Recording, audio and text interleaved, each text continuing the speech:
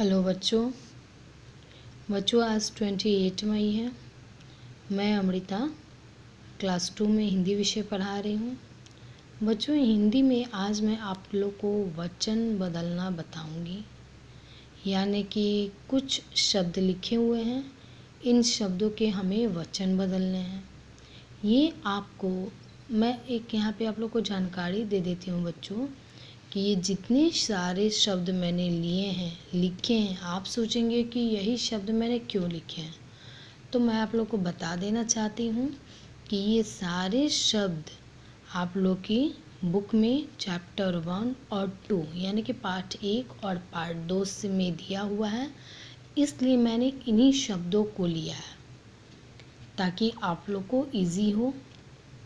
इसके अलावे भी बहुत सारे ऐसे शब्द होते हैं जिनके वचन बदले जाते हैं।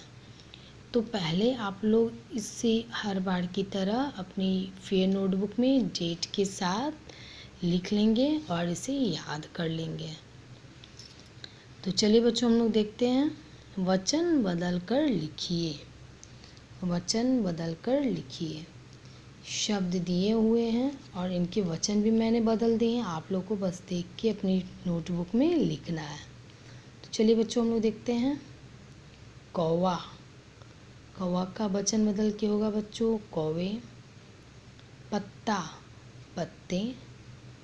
लोमड़ी, लोमड़ियाँ।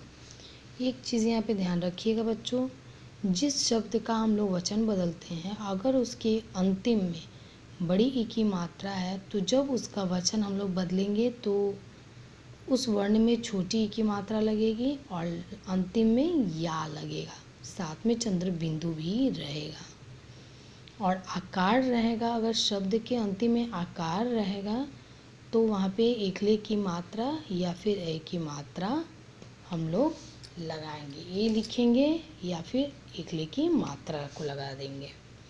जैसे यहाँ आप सभी शब्दों में देख सकते हैं, कौवा, तारा, टुकड़ा, गमला, ये सभी के अंतिम में बच्चों आकार की मात्रा है। तो इसके वचन बदलने में यानी कि जब बहुवचन बनाया गया है तो देखिए सब में एकले की मात्रा लगी हुई है।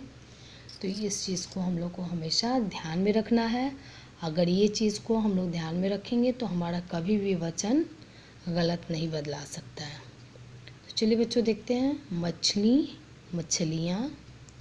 तारा, तारे। टुकड़ा, टुकड़े। रोटी, रोटियाँ। डाली, डालियाँ। गमला, गमले। नदी, नदियाँ। मिठाई, मिठाइयाँ। बहन और बहनें। ये 2-3 शब्द बच्चों मैंने अलग से दिया है, बाकी जितने शब्द हैं सभी आप लोग के पार्ट 1 और पार्ट 2 से ही मैंने लिया है। तो इस तरह से इन सारे शब्दों को आप अच्छे से याद कर लेना और हमेशा एक चीज़ याद रखिएगा वचन बदलते समय कि जिस शब्द का आपको वचन बदलना है अगर उसके अंतिम वर्ण में अगर आकार की मात्रा लगी है तो उसका वचन बदलेंगे तो वहाँ पे एकले की मात्रा लगेगी और अगर बड़ी ई की मात्रा अंतिम में है तो वचन बदलने के बाद छोटी ई की मात्रा अंतिम वर्ण में लगेगी और या के साथ चंद्र बिंदु का उपयोग किया जाएगा। इसे आप लोग हमेशा याद रखिएगा और सुंदर और साफ राइटिंग में से अपने नोटबुक में नोट कर लीजिए और इसे याद कर लीजिएगा। ओके।